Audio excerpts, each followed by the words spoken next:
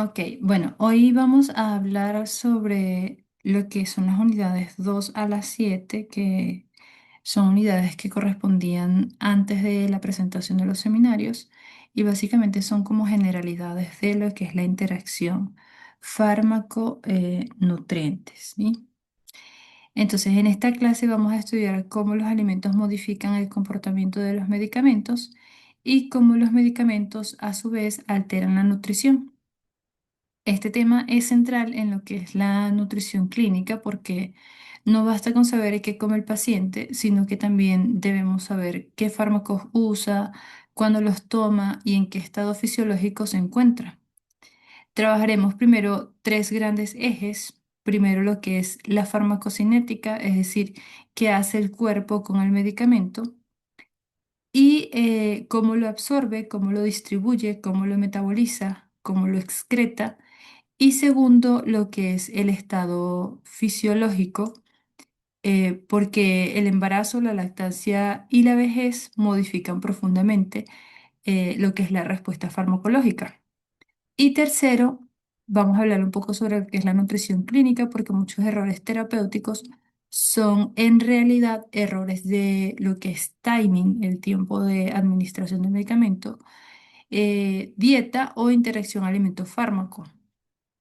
Esta clase no debe verse como un listado de datos aislados, sino que debe entenderse como una lógica clínica. Por ejemplo, si cambia el pH, cambia lo que es la absorción. Si cambia la albúmina, cambia la fracción libre. Y si cambia la actividad enzimática, cambia la concentración plasmática. Y si cambia la dieta, pues puede fracasar o potenciarse un tratamiento. A ver. Ok. Esta lámina nos da el mapa completo de lo que vamos a ver en la clase. Vamos a comenzar con lo que sería el ayuno, porque muchos de nosotros subestimamos lo que es tomar un fármaco con o sin comida y que esto puede cambiar radicalmente el efecto. Luego vamos a pasar a la absorción, donde veremos dos fenómenos opuestos, lo que es que hay fármacos que necesitan grasas para absorberse mejor y hay otros que, por ejemplo, se bloquean por unión con minerales formando los quelatos, que eso lo mejor lo saben ustedes que yo. Y más adelante revisaremos lo que serían los transportadores, como el sistema de la levodopa y la distribución por albúmina, que es fundamental para entender la toxicidad. Después entraremos en metabolismo, sobre todo en enzimas CYP450 y en excreción renal, donde el pH urinario puede favorecer o dificultar la eliminación del medicamento. También veremos cómo ciertos fármacos alteran el apetito, el peso y la absorción de nutrientes y cerraremos con situaciones de alta relevancia clínica, como lo es la tiramina con la IMAO, la vitamina K con warfarina, el embarazo, la lactancia y la vejez. El objetivo no es memorizar todo de forma mecánica, sino aprender a pensar qué está comiendo este paciente, por ejemplo, qué medicamento está usando o podría haber aquí alguna interacción clínicamente relevante. Ok, ay. Entonces, aquí empezamos con una idea clave. El estómago no tiene siempre el mismo ambiente químico. En ayunas, el pH gástrico es muy ácido. Cuando el paciente come, ese pH sube, es decir, el medio se vuelve menos ácido, es decir, más básico. Esto importa porque algunos medicamentos necesitan ese ambiente ácido para disolverse correctamente. Detengámonos en un término que a veces confunde, que es el pH. El pH mide qué tan ácido o qué tan básico es un medio. Mientras más bajo es el pH, más ácido es el entorno. Por eso, un pH de 1 a 2 es, es como mucho más ácido que un pH de 6 o 7. En este caso, vemos que algunos fármacos de base débil, como por ejemplo el itraconazol y el atazanavir, se disuelven mejor en medios ácidos, es decir, con pHs bajos. Entonces, si el paciente toma comida, por ejemplo, antiácidos o inhibidores de la bomba de protones, la acidez se disminuye, es decir, se va a tornar más básico y la absorción puede caer. Clínicamente, esto significa que el medicamento puede quedar en una dosis que sea insuficiente. Luego tenemos otro concepto muy importante que es el complejo mioeléctrico migrante. Esto es un patrón cíclico de motilidad intestinal donde básicamente se genera durante la fase de ayuno.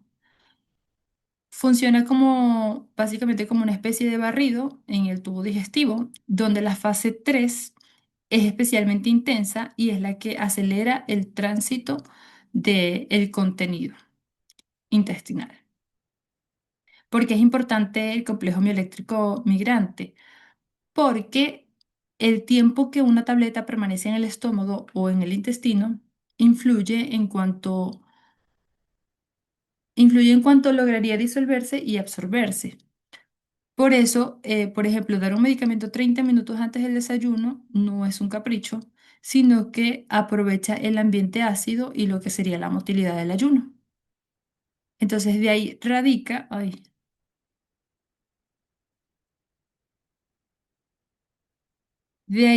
lo que es la importancia de dar medicamentos, por ejemplo, como la levotirosina y el bifosfonato en fases de ayuno para que sean bien aprovechados.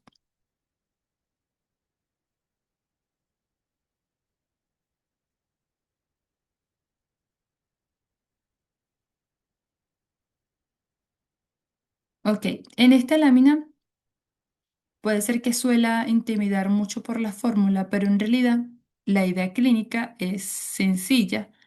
Se trata de lo que es la ecuación de Henderson-Hasselbalch, que relaciona tres cosas: el pH del medio, el pK del fármaco y la proporción entre la forma ionizada y no ionizada del medicamento. Primero vamos a ver qué es el pK. El pK es el valor del pH en el que una sustancia está aproximadamente 50% ionizada y 50% no ionizada. En otras palabras, es un punto de equilibrio químico propio de cada molécula. Y en segundo, ¿por qué nos importa si el fármaco está ionizado o no ionizado? Porque en general la forma no ionizada atraviesa mejor las membranas lipídicas, mientras que la forma que está ionizada, al tener carga eléctrica, cruza peor y suele quedar más atrapada en medios acuosos. Para los ácidos que son débiles, la fórmula compara la forma ionizada, que es la parte de arriba, con la forma no ionizada, que es la que dice HA. Para las bases débiles, que es la de la fórmula de abajo, la fórmula compara la forma no ionizada con la forma ionizada, que sería la parte inferior. Ahora, el término logaritmo puede sonar un poco extraño, aunque bueno, ya a este nivel debería la mayoría dominarlo. Aquí no hace falta que ustedes hagan cálculos en general, sino que lo que importa es entender que una pequeña variación en el pH puede producir un cambio grande en las proporciones entre formas ionizadas y no ionizadas. Si lo traducimos de forma clínica, esto significa que si cambia el ambiente ácido del estómago o, por ejemplo, de la orina, cambia la forma química del fármaco y si cambia su forma química, cambia su absorción o su eliminación. Ese es el mensaje realmente que importa. Ok, entonces, siguiendo interpretando la fórmula anterior, cuando el pH es menor que el pKa, estamos en un ambiente más ácido. En ese contexto, los ácidos débiles tienden a permanecer protonados, es decir, en su forma no ionizada, y eso favorece su paso por membranas.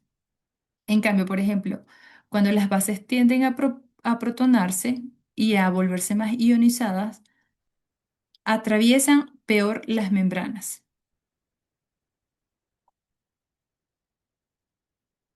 Cuando el pH es mayor que el pKa, en la parte de abajo, el medio es relativamente menos ácido o más básico. Entonces los ácidos débiles pierden protones, se ionizan y les cuesta más atravesar membranas.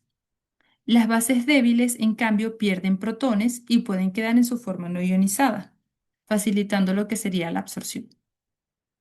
En este caso, lo que queremos es no solamente la memorizar de forma ciega, sino que se entienda que la absorción depende de la relación entre el pH del medio y el pK del fármaco, porque eso determina si está ionizado o no. Y además conviene aclarar una cosa, aunque esa regla química es real, en la práctica clínica la absorción total no depende solo de esto, sino que también influyen otros factores como por ejemplo la superficie disponible, el tiempo de contacto del fármaco y la perfusión. Entonces, por eso algunos fármacos se absorben más en el intestino delgado, aunque químicamente cierta forma pudiera verse favorecida en el estómago.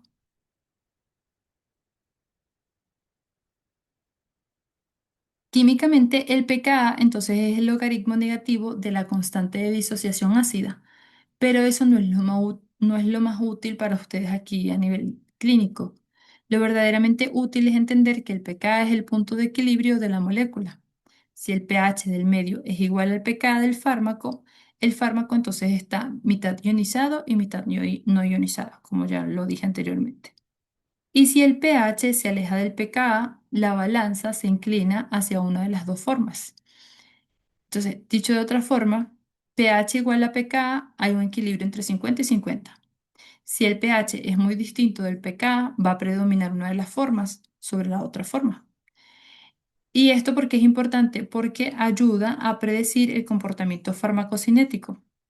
Si ustedes, por ejemplo, entienden pKa, pueden entender mejor lo que sería la absorción gastrointestinal, el atrapamiento iónico en el riñón y hasta el paso hacia la leche materna del fármaco. Ah, entonces, el pH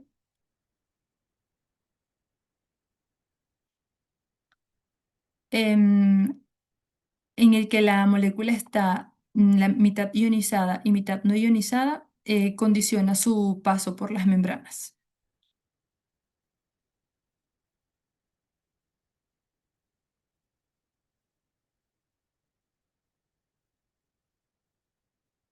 Ok, en esta tabla se intenta llevar la teoría a ejemplos concretos. Entonces vemos, por ejemplo, el ácido acetil salicílico, el ibuprofeno, que son ácidos débiles, mientras el diazepam, que se presenta como base débil, y la atropina como base fuerte. La intención de esta lámina es que ustedes relacionen, por ejemplo, el comportamiento ácido-base con el sitio predominante de absorción. En esto lo que se quiere que ustedes observen es el razonamiento. Por ejemplo, el tipo de molécula influye en cómo se comporta en medios con diferentes pH. Esa diferencia ayuda a explicar por qué algunos fármacos se favorecen en medio ácido y, por ejemplo, otros no. Y también quiero subrayar un detalle en esta parte. Una tabla así debe interpretarse como, por ejemplo, una guía conceptual, no como una verdad absoluta aislada, porque como dije anteriormente, la absorción real del fármaco no depende solamente de esto, sino también que hay otros factores como el vaciamiento gástrico, la superficie intestinal, la perfusión y la forma farmacéutica y también la interacción con los alimentos. Ok, en esta lámina se introducen dos ideas. Uno es el primer paso hepático y la otra medicamentos que deben tomarse en ayunas. El primer paso hepático. ¿Qué es el primer paso? Es el metabolismo que sufre un fármaco antes de llegar a la circulación sistémica, especialmente al atravesar el intestino y el hígado. Es decir, una parte del medicamento se pierde metabólicamente antes de ejercer su efecto pleno. Por eso, por ejemplo, en la lámina se usa la analogía de la aduana, donde el hígado intercepta parte de lo que es el fármaco.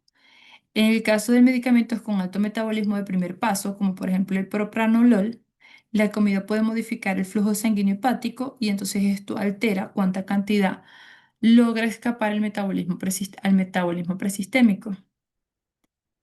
Y luego, los medicamentos que requieren ayuna. Por ejemplo, la levotirosina, su absorción disminuye con cationes y fibras. El alendronato, su absorción es bajísima y además el calcio y el magnesio forman complejos insolubles con ella. Los inhibidores de bombas de protones, como por ejemplo el omeprazol, el pantoprazol, el esomeprazol, deben tomarse antes de comer porque actúan mejor cuando las células parietales están activas. El captopril, por ejemplo, los alimentos reducen su concentración máxima y también disminuyen la absorción total.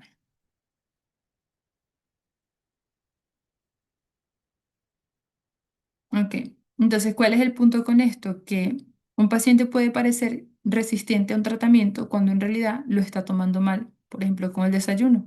Eso es especialmente grave en medicamentos como hormonas como la levotirosina o también como el alendronato, porque el error puede pasar desapercibido durante semanas o meses y entonces esto puede afectar la eficacia terapéutica. Ok, entonces en esta lámina vemos dos fenómenos opuestos.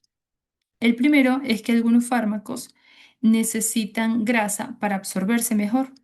Entonces aquí aparece el término lipofílico, que significa afinidad por la grasa. Un fármaco lipofílico se disuelve mal en agua, pero mejor en un ambiente que es rico en grasa, como por ejemplo la bilis. Por eso la gliciofulvina y la isotretinoína aumentan su absorción cuando se toman con comida grasa. El segundo fenómeno es el término de quelación, que ya lo hemos visto varias veces. ¿Qué significa quelación? Es una unión química entre un fármaco y un catión metálico, como por ejemplo el calcio, el magnesio, el hierro, aluminio o zinc. Nosotros lo hemos visto como micronutrientes también. Y esa unión forma un complejo insoluble que no permite que el medicamento se absorba bien a nivel del intestino.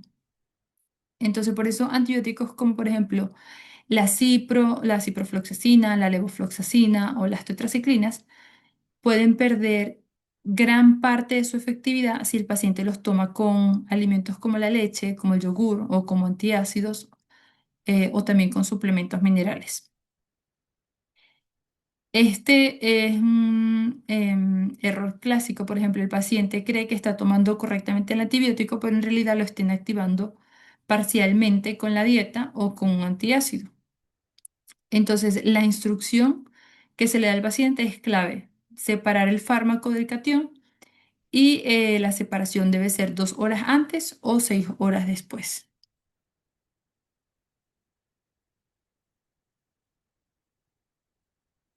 Ok, en esta lámina vemos dos bloques. El primero es la levodopa y proteínas. La levodopa necesita utilizar un transportador denominado LAT para absorberse y para entrar al cerebro. El LAT significa un sistema transportador de aminoácidos grandes neutros. El problema con esto es que la proteína dietética aporta aminoácidos que usan ese mismo transportador, como por ejemplo la fenilalanina, el triptófano, la tirosina, la leucina y la valina. Entonces, si el paciente con Parkinson toma una comida rica en proteínas, cerca de la dosis, puede haber competencia y menor entrada del medicamento al sistema nervioso central. Y la consecuencia, por supuesto, es que la levodopa parece funcionar peor. Por eso se plantea la dieta de redistribución proteica en estos pacientes, que significa dejar más proteína para la cena y menos en la hora del día donde el paciente necesita mejor respuesta motora. En la segunda parte o el segundo bloque de esta misma lámina vemos lo que es la albúmina, que es una proteína plasmática transportadora formada por los hepatocitos. Muchos fármacos circulan unidos a ella, pero solo la fracción libre del fármaco es la que es farmacológicamente activa, no la que está unida, sino la que está libre. Entonces aquí el término clave es fracción libre, que es la porción del medicamento que no está unida a las proteínas plasmáticas y que sí puede actuar y puede difundirse o en dado caso pues causar toxicidad. Entonces si un paciente, en el caso de los pacientes desnutridos o que presente alguna patología específica, hepática por ejemplo, una hepatopatía, tienen poca albúmina, en los casos también de cirrosis o en los casos de síndrome nefrótico, al tener poca albúmina, la fracción libre del fármaco va a aumentar. Otros casos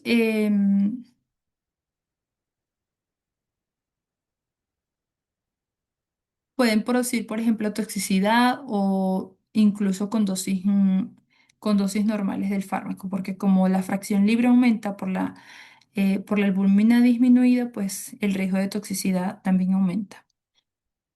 Entonces tenemos una analogía que es la analogía del taxi, donde se dice que la albúmina es el taxi y otro pasajero ocupa el asiento. Entonces, si otro pasajero ocupa el asiento del fármaco, el fármaco queda libre. Y si queda libre, tiene más efecto, pero también tiene más riesgo. En esta lámina entramos al metabolismo enzimático. Hablamos de lo que es las enzimas CYP450, que son un grupo de enzimas, una familia de enzimas, principalmente hepáticas y también intestinales. Estas se encargan de metabolizar múltiples fármacos. Y aquí aparecen dos subtipos pertenecientes a esa familia, que es la CYP3A4 y la CYP1A2.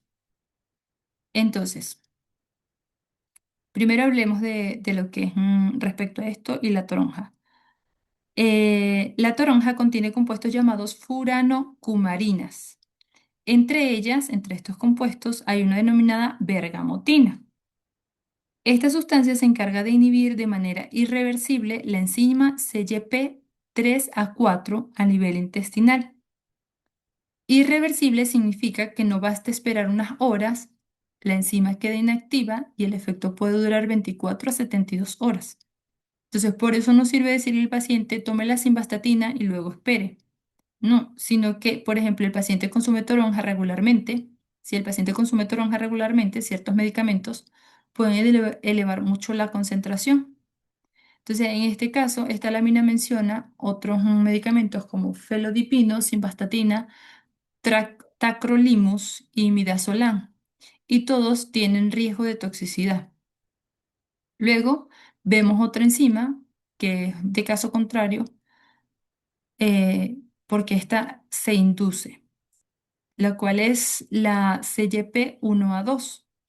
Entonces, cocinar carnes a altas temperaturas genera compuestos que aumentan la actividad de la CYP1A2. Si aumenta la actividad de la enzima, el organismo metaboliza más rápido ciertos fármacos y sus niveles pueden bajar. Esto es importante como por ejemplo con clozapina y con teofilina. Y aquí hay una enseñanza importante y es que no solo importa qué come el paciente, sino también si dejó bruscamente de comerlo. Un paciente, por ejemplo, si está hospitalizado que solía comer parrilla frecuentemente, puede elevar sus niveles de clozapina al suspender ese patrón dietético.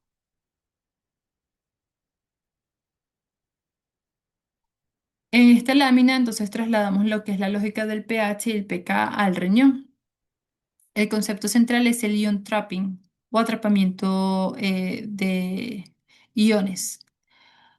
Un fármaco que está en forma no ionizada puede difundir a través de membranas tubulares y reabsorberse. En cambio, si por ejemplo está ionizado, queda atrapado en la orina y se elimina más. Entonces, si la orina se vuelve más alcalina, los ácidos que son débiles tienden a ionizarse más y se eliminan más rápido. Mientras que si la orina se vuelve más ácida, las bases débiles se ionizan más y también se eliminan más. Esto no es un detalle menor, sino que puede cambiar niveles plasmáticos y también la vida media del fármaco. La lámina menciona, por ejemplo, como los salicilatos y los barbitúricos, el metotrexato, las anfetaminas y la quinidina. Entonces, hablemos un poco de lo que es la reabsorción pasiva. La reabsorción pasiva significa que la molécula vuelve desde el túbulo renal hacia la sangre sin gastar energía, simplemente por difusión. Y la forma ionizada lo hace mejor. La forma no ionizada es la que lo hace mejor, perdón. Y la forma ionizada por su carga, entonces lo hace peor. También se menciona una aplicación clínica. En algunas intoxicaciones se modifica el pH urinario para acelerar la eliminación. Es decir, este principio no solo explica interacciones dietéticas, sino que también tiene un uso terapéutico. Que esta lámina es muy importante para la parte de nutrición clínica porque conecta farmacología con conducta alimentaria y con composición corporal. Primero, la olanzapina. Se destaca como un antipsicótico asociado a ganancia de peso importante.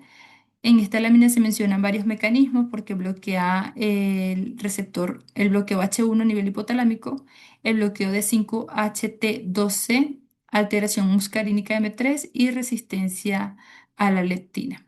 Entonces vamos a aclarar primero los términos. El hipotálamo es una región cerebral que regula, una región a nivel del cerebro que se encarga de regular el hambre y la saciedad, entre otras cosas. H1 es el receptor histamínico y su bloqueo puede aumentar el apetito y la somnolencia. Y el 5-HT2C es un receptor serotoninérgico que está relacionado con la saciedad.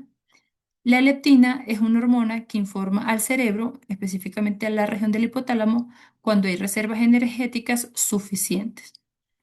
Entonces, el mensaje más importante en este caso es ético y clínico. El aumento del peso con un lanzapina no debe interpretarse, por ejemplo, como falta de disciplina, sino que tiene una base farmacológica real y exige un seguimiento nutricional y metabólico. Luego, aparecen los análogos de GLP-1, como por ejemplo los fármacos semaglutida y liraglutida. GLP-1 es una hormona incretina que favorece la saciedad y enlentece el vaciamiento gástrico y también modula las hormonas liberadas por las células alfa del páncreas, como el glucagón. Por eso, estos fármacos ayudan a reducir ingesta y peso. Pero en este caso hay una advertencia fina para ustedes que van a ser futuros nutricionistas y es que si el vaciamiento gástrico se enlentece, también puede modificarse la absorción de otros fármacos y la tolerancia alimentaria del paciente. Es decir, que no basta decir pierde peso, hay que pensar cómo, por ejemplo, reorganizar las comidas, el volumen, la textura y los horarios de los mismos, para que lo tengan en cuenta. Ok, esta es una de las láminas más clínicas de toda la clase. Primero, los inhibidores de la bomba de protones, como por ejemplo el omeprazol y el pantoprazol. Estos fármacos reducen fuertemente lo que es la secreción ácida gástrica, como ya ustedes lo vieron en sus seminarios. El problema es que el ácido gástrico no solo molesta o quema, también cumple funciones digestivas importantes. Ustedes también lo mencionaron en sus seminarios. Y una de ellas es ayuda a liberar la vitamina B12 de las proteínas alimentarias. También favorece la solubilización del hierro no hemo, convirtiendo el hierro en su estado férrico a su estado ferroso, que es la forma más absorbible, y participa indirectamente en mecanismos relacionados con la absorción del magnesio. Entonces, el uso prolongado de los inhibidores de la bomba de protones pueden asociarse a fatiga, a parestesias, anemia ferropénica o hipomagnesemia. Luego viene lo que es el metotrexato, que interfiere con lo que es el metabolismo del folato. Y el término importante aquí es la síntesis del ADN, porque el folato es indispensable para que las células fabriquen el ADN correctamente. En la galería de los videos aquí tengo también la explicación de cómo se generan las anemias desde el punto de vista nutricional, si quieren verlo. Entonces, si el metotrexato bloquea la vía, puede producir toxicidad y entonces por eso se usa suplementación con ácido fólico o en ciertos contextos mayormente con ácido folínico. Respecto a los diuréticos, los de asa y los diacídicos pueden aumentar la pérdida renal de potasio, sodio y magnesio. Esto puede producir, por ejemplo, arritmias, calambres y aumentar la toxicidad de otros medicamentos como por ejemplo el de la dioxina. Y cerremos con un término. Al final habla de lo que es la cascada de prescripción, que ocurre cuando un efecto adverso del medicamento se confunde con una nueva enfermedad y se prescribe otro fármaco sin identificar lo que es la causa real. Un ejemplo clásico aquí es el paciente que tiene o que está tomando inhibidores de bomba de protones de forma crónica, entonces desarrolla un déficit de vitamina B12 porque tiene el pH alcalino todo el tiempo. Y nadie se da cuenta, entonces recibe otro tratamiento porque está presentando fatigas o alteraciones neurológicas y realmente no se corrige el problema de base, que sería que está consumiendo de forma crónica los inhibidores de bomba de protones.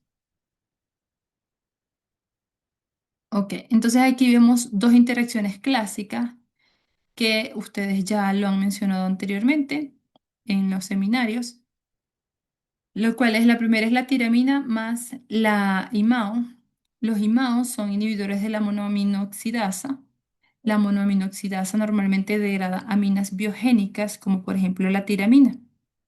Si bloqueamos esa enzima y el paciente come grandes cantidades de tiramina, la tiramina pasa a la circulación y favorece una liberación masiva de noradrenalina. El resultado entonces puede ser una crisis hipertensiva. La tiramina está especialmente presente en alimentos fermentados, curados o envejecidos, como por ejemplo los quesos, las carnes fermentadas, la salsa de soja o incluso en extractos de levaduras y algunas bebidas que son alcohólicas no filtradas. Entonces, el mensaje es que no es una recomendación dietética ligera, es una medida de seguridad clínica en este caso. Y la segunda parte habla de lo que es la interacción de la vitamina K y warfarina. Entonces, la segunda interacción, la warfarina necesita que la ingesta de vitamina K sea estable. Entonces, aquí la mayoría de el personal de salud se equivoca porque cree que el punto es prohibir verduras de hojas verdes o vegetales de hojas verdes. Y no es así. El problema no es comer vitamina K, el problema es la variabilidad. Si un paciente hoy come nada de vitamina K y mañana una enorme cantidad, entonces el INR cambia y se descompensa. O sea, se va a descompensar el control del anticoagulante. Entonces, la enseñanza correcta en este caso no es prohibir los vegetales de hojas verdes, sino mantener un patrón estable en el consumo de estos. Y por supuesto, estar vigilando constantemente el INR para poder saber cómo va a ser ese patrón, qué cantidad consumir.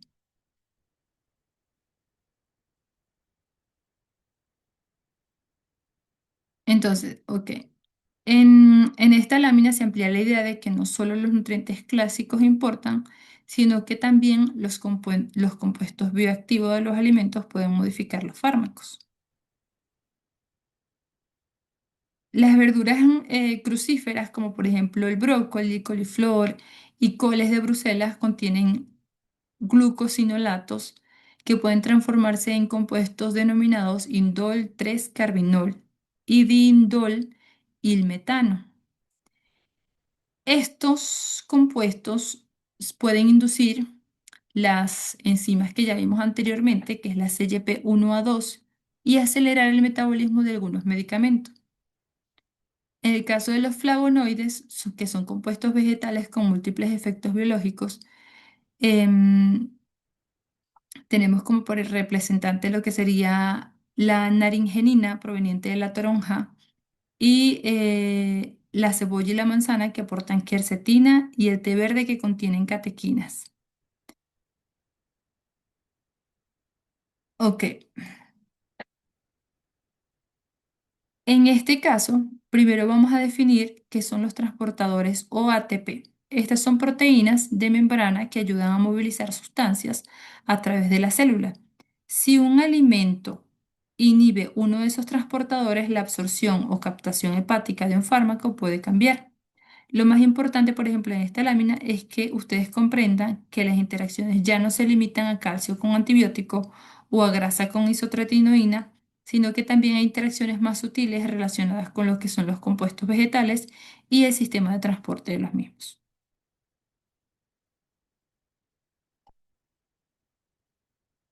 Entonces aquí vemos algo crucial porque em, se trata de que el embarazo cambia casi todas las variables farmacocinéticas.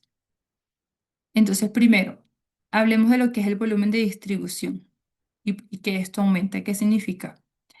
Significa que el medicamento se reparte en un volumen corporal mayor, especialmente si el medicamento es hidrofílico. Y esto puede disminuir su concentración plasmática. Segundo, la albúmina disminuye, por lo que la fracción libre de algunos fármacos pueden aumentar. Tercero, cambia el metabolismo de la CYP3 a 4. Esta aumenta, mientras que la CYP1 a 2, su metabolismo disminuye. Eso significa que algunos medicamentos se metabolizarán más rápido y otros más lentos en situaciones de embarazo. También puede enlentecerse el vaciamiento gástrico, lo que modifica la absorción.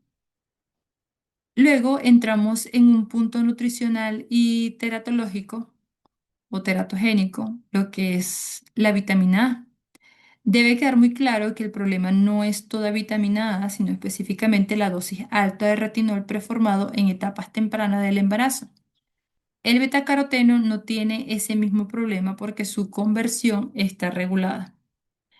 Entonces, en los casos de vitamina A, que sabemos que puede ser teratogénico durante el embarazo, lo recomendable es el uso del betacaroteno porque sabemos que el organismo se va a encargar de regular su transformación a vitamina A de acuerdo a las necesidades y no va a generar daño en el embarazo. Luego se menciona lo que es el ácido fólico, que es útil o necesario, esencial para reducir los defectos del tubo neural.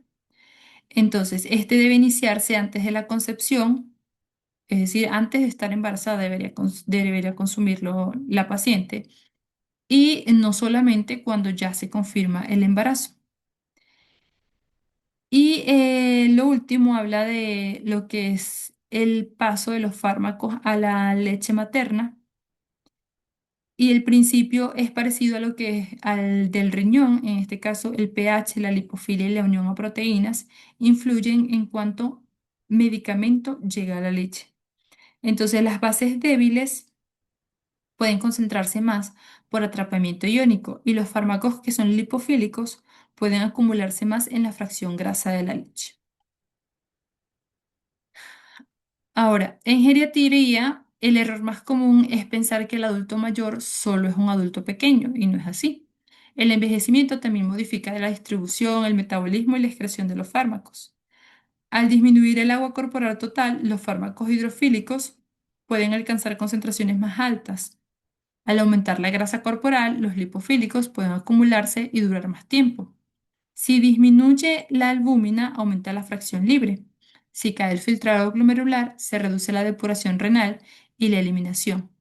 Y si, por ejemplo, disminuye la masa y el flujo hepático, también baja la capacidad metabólica. A eso además se suma lo que es la polimedicación y mientras más medicamentos usa el paciente, mayor es el riesgo de interacción.